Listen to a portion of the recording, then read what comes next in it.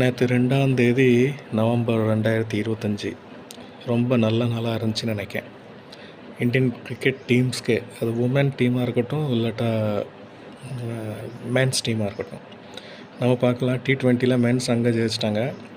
அதுக்கப்புறம் ஈவினிங்கில் 25 வருஷத்தில் நடக்க முடியாத காரியத்தை நம்ம சிங்க குட்டிகள் செஞ்சு முடித்தாச்சு.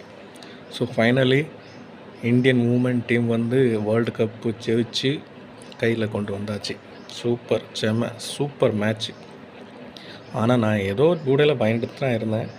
அவங்க 25 ஓவரில் இவ்வளோ நல்ல ஸ்கோர் எடுத்து இவ்வளோ ஹை ஸ்கோரில் நின்னாங்க. ஆனால் கடைசியில் இந்த ஸ்கோர் எடுக்கிறதுக்கு ரொம்ப ஸ்லோ ஆகிட்டாங்க.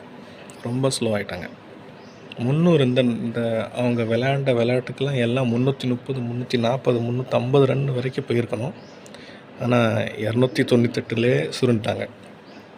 பின்னையும் பாலிங்கில் கொஞ்சம் சுதாரித்து விக்கெட்டு போய் இந்தியா நேற்று ஜெயிச்சுது. இல்லாட்டா நேற்று ஜெயிக்கிறது ரொம்ப கஷ்டம். அதுவும் காட்ஃபாட் அவங்க இருக்காங்களே, அப்பா என்ன ஒரு மேட்ச் விளாண்டாங்க. Super match. சவுத் ஆஃப்ரிக்காவில் அந்த கோஃபாட்டா, அது என்ன பேர்னு வாயில் வர மாட்டேங்குது. செம மேட்ச் விளாண்டாங்க. 100 ரன் அடித்தாங்க. ஆனால் அவங்க மட்டும் மேட்ச்சில் கடைசி வரைக்கும் நின்று இருந்தாங்க.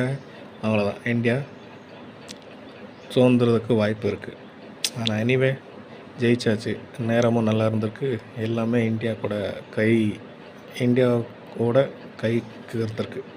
பின்னையும் இவங்க கப்பு ஜெயிச்சதுக்கான ஒரு தகுதியானவங்க. ஏன்னா ரொம்ப உழைச்சிருக்காங்க. மனசார எல்லாமே விளாண்டுருக்காங்க.